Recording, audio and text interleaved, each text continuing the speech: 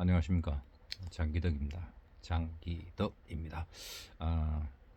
우리 오늘은 간략하게 현재 돌아가고 있는 상황을 제가 간략하게 말씀드리겠습니다.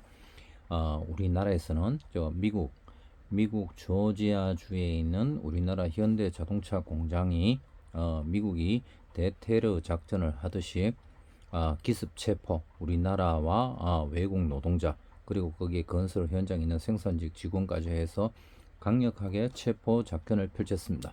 총 1,500명 중 470명을 체포했고, 그리고 470명 중에 한국 사람 직원이 300명 체포됐고, 그 상황이었습니다. 그 상황이었는데 우리나라 정부에서 발표하기를 미국과 협상하고 있다. 협상이 잘 돼가고 있다. 그리고 전세기를 띄워서 자진 출국 형식으로 데리고 오겠다. 근데 미국에서 우리나라 기자가 미국 현지 그 구금대에 있는 구치소라 그럽니까? 구금대에 있는 수용소에 면회를 신청했는데 면회 신청도 안 된다 그랬습니다. 자진 출국이 되는 게 아니었습니다. 현 상황이 그렇습니다.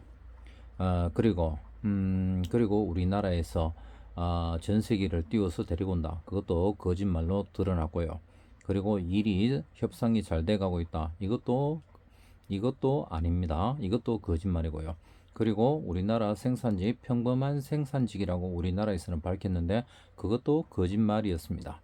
그리고 미국에 있는 현대 자동차 현장의 생산직 직원하고, 그리고 LG 에너지 솔루션입니까? 거기에 있는 건설 생산직 현장 직원들도 보면은 민노총 LG 화학 소속으로 있었던, 그리고 거기서 나왔던 LG 바이오 솔루션, 거기에서 그 사람들이 민노총 소속이 많았습니다. 민노총 소속이 많았고, 그래서 미국이 다시 한번 지금도 체포 구금을 하면서 정밀 조사를 들어갔다고 합니다. 그런데 요 상황인데요. 요 상황에서 지금 우리나라 정부에서는 우리나라 국민을 상대로 언론 플레이를 하면서 어떻게 하느냐? 일부러 자꾸 미국하고 동등하게 해야 된다. 미국과 당당하게 맞서야 한다면서 자꾸 싸움을 거는 형식을 취해서, 그러면 당당하게 싸움을 한다고 하면은 미국이 또 우리를 당당하게 법을 지키면서 우리를 당당하게 한국을 상대할 거 아닙니까? 그러면은 이제 싸움이 일어나는 거죠. 싸움이 일어나는데 그 싸움이 시작됐는 게, 근데 이게 우리가 먼저 시작했는 겁니다. 한국이. 사실 우리나라가 미국에 엄청난 투자를 하면서, 투자를 한다 그러면은 당연히 돈을 투자를 해서 물건을 가지고 공장을 도면대로 하나 이렇게 세우려면은 사람이 필요할 거 아닙니까? 그런데 그 공장을 세우는 사람, 기술자들이 미국에는 없는 겁니다. 한국 사람이 해본 직원, 그리고 해본 기술자들, 그다음 해봤던 관리 직원이 그것을 해야 빠른 시일 안에 공장을 완성을 할 수 있는데, 미국에는 일단 해본 경험이 있는 사람이 없습니다. 근데 할 수는 있겠죠. 설계 도면을 주면서 시간을 들여서. 근데 미국은 우리나라보다 기본적으로 인건비가 2배입니다. 우리나라 사람이 1년에 연봉이 10만 달러다. 그러면 미국 기술자, 엔지니어는 그 사람들은 우리나라의 곱하기 2입니다. 1년에 우리가 10만 달러면 미국은 20만 달러입니다. 연봉 20만 달러. 근데 그 돈을 주면서 그 비싼 인건비를 감내하면서, 그러면은 기간이 6개월, 우리가 하는 기간의 반으로 단축할 수 있느냐? 그게 아닙니다. 걔들은 우리보다 연봉을 2배나 받으면서 그리고 기간이 2배라고 생각하시면 되는 겁니다. 그러면 실질적으로 우리는 100만 투자를 하면 할 수 있는데 미국 엔지니어와 그 사람들을 고용하면 곱하기 2 곱하기 2가 되어서 400%가 더 늘어나는 겁니다. 그러니까 우리나라가 이번에 지금까지 미국에 공장을 세우면서 빠릿빠릿하고 눈치 빠르고 열심히 하는 한국 직원을 거기에 파견해서 이런 위험을 감수하면서 공장을 세웠는 거죠. 그걸 기업들이 우리나라 국회나 아니면 정부에 건의를 하거나 민원을 넣거나 이렇게 이런 애로점과 불편 사항이 있다. 그래서 얘기를 많이 했죠. 그런데 우리나라 정부나 아니면 정치권이나 이런 데서 보면은 최근 들어와서 노란봉투법부터 시작해가 그 전 단계부터 해서 계속 노동자 편을 많이 들고 기업들에게 불리한 기업들이 사업하기 불리한 환경을 계속 만들고 기업들을 삥 뜯고 기업을 압박하고 이런 풍토가 있었는 거죠. 그래서 그 기업인들이 정부에 건의하고 이렇게 도와달라고 할 때 그 말했는 그걸 애써 외면하고 모른 채 하고 알아서 해라 그러면서 눌러버리고 그런 상황이 계속되는 거죠. 그렇게 되니까 이 정치인들이든 관료인이든 이 지도자급이죠. 이 사람들이 발벗고 뛰어다니면서 애쓰지 않고 천에 빌어 놔둬버리니까 이 사건이 터지는 겁니다. 이게 우리나라 안에서는 터져도 방송에 안 나가고 말을 못하니까 이런 일이 있었는데 그래 됐는데 이게 미국에 나가서 빨리빨리 이렇게 하다가 보니까 그래서 이제 진짜 일이 터졌는 거죠.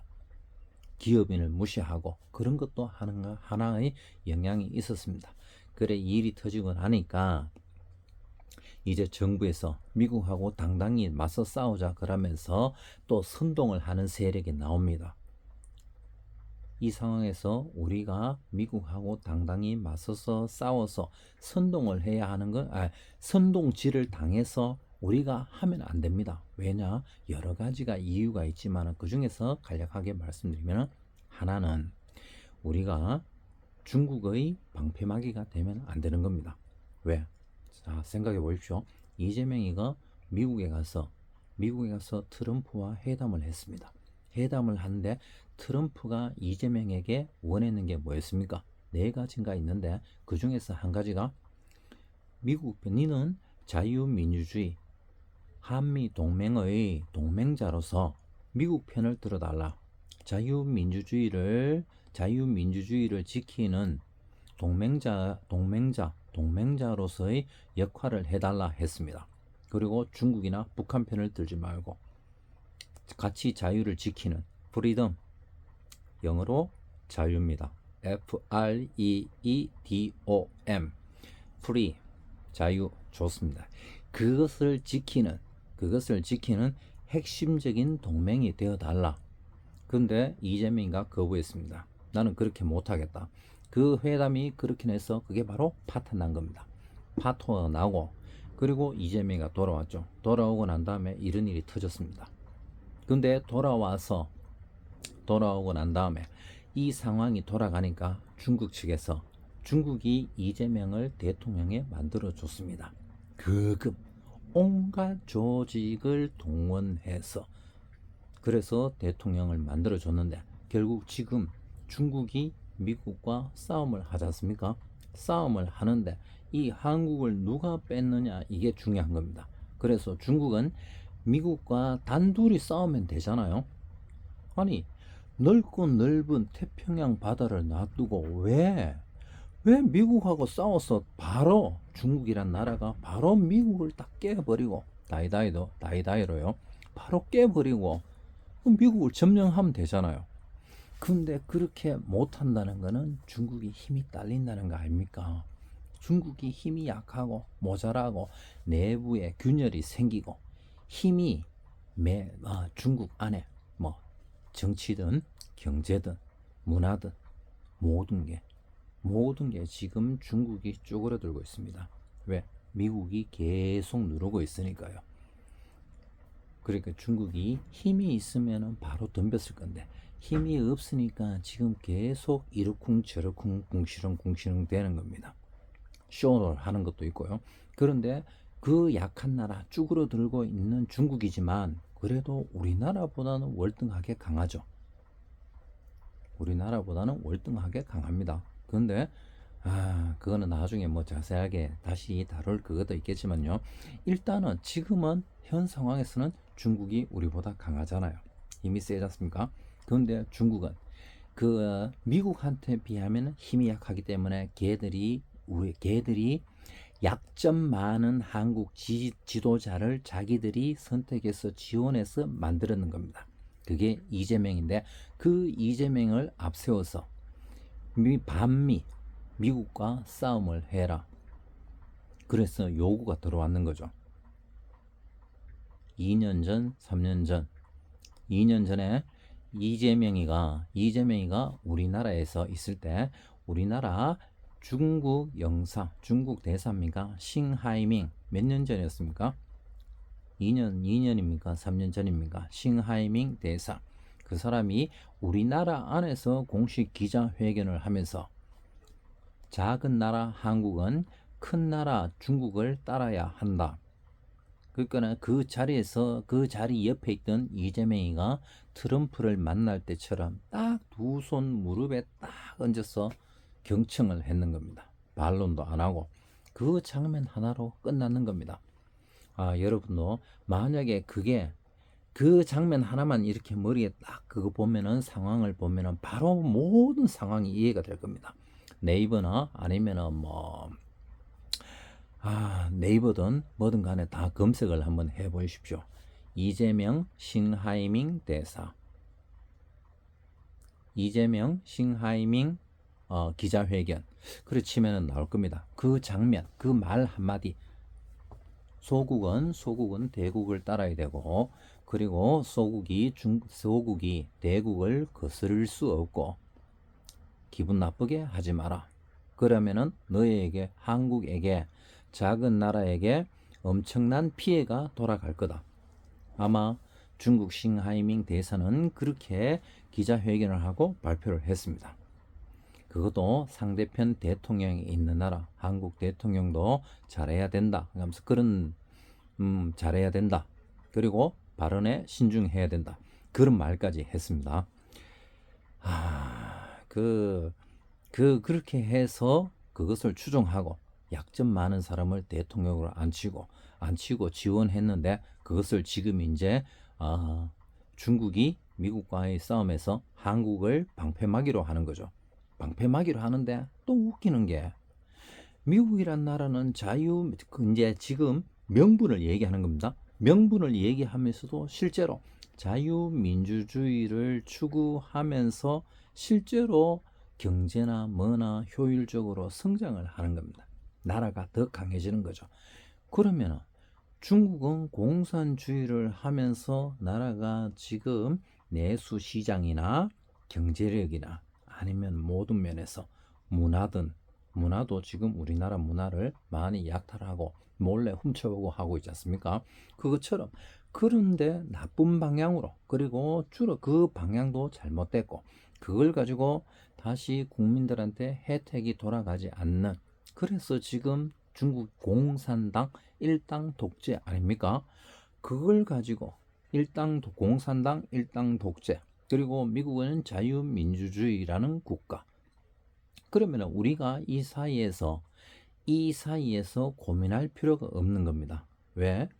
일단 이 둘이 싸우고 근데 미국이란 나라는 올라가고 있고 중국이란 나라는 떨어지고 있습니다. 그리고 또 중요한 거 요 가운데에 끼어 있는 자유민주주의를 선택하고 있는 대한민국 요 대한민국을 먹기 위해서 중국이 우리나라에 중국, 한족과 조선족 불법 미립국을 만연시키고 있고 그리고 또 공식적으로 우리나라 정부에서 법을 만들어서 중국 외국인 이민법을 지금 외국인 이민법이 통과되었습니다.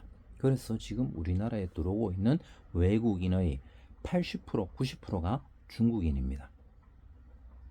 이런 상황이란 그러면은 우리나라에 들어오고 불법 체류자도 포함해서요, 우리나라 국민, 우리나라 전체에 막대한 피해를 입히고 있는 게 중국입니다. 그러면은 우리나라는 누구를 향해서 싸워야 됩니까? 당연히 중국을 꺾어야죠. 중국을 몰아내지 않고는 우리나라가 바로 설 수가 없습니다. 전국에 있는 수많은 국민들, 몇백만 명, 몇천만 명 다 우리가 중국의 일꾼으로 들어갈 겁니다. 근데 그 일자리도 없어질 겁니다. 대부분 국민, 남자들은 목을 쳐줄 거고요.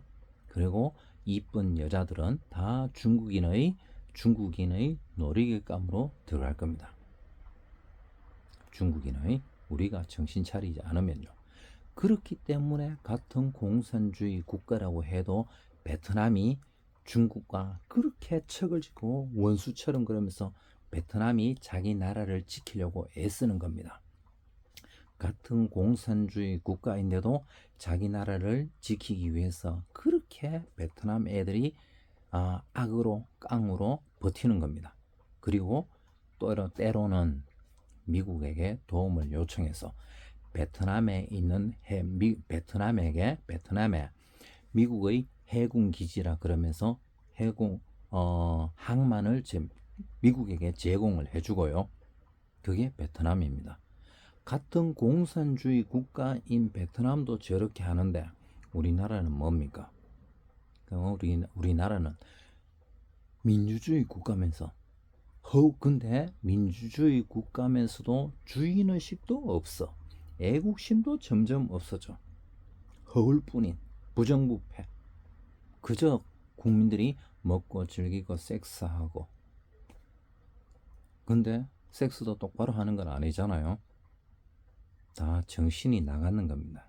자, 요거는 제가 하도 답답해서 했는 얘기고요. 일단 현재는 지금 우리나라 근로자가 미국에서 체포 구금되었고, 그리고 그 협상이 옳게 되지 않고 있고, 그것을 기회로 우리나라 언론과 방송 그리고 정치권에서 지금 자꾸 미국과 싸움을 하라고 하면서 반미 선동으로 이용을 하고 있다. 우리나라 국민이 이 상황에서 정신을 차려야 됩니다. 그렇습니다. 저는 오늘은 여기까지만 하겠습니다. 대한민국을 사랑하는 남자 장기덕입니다. 말이 길어졌습니다. 끝까지 들어주셔서 감사합니다. 충성.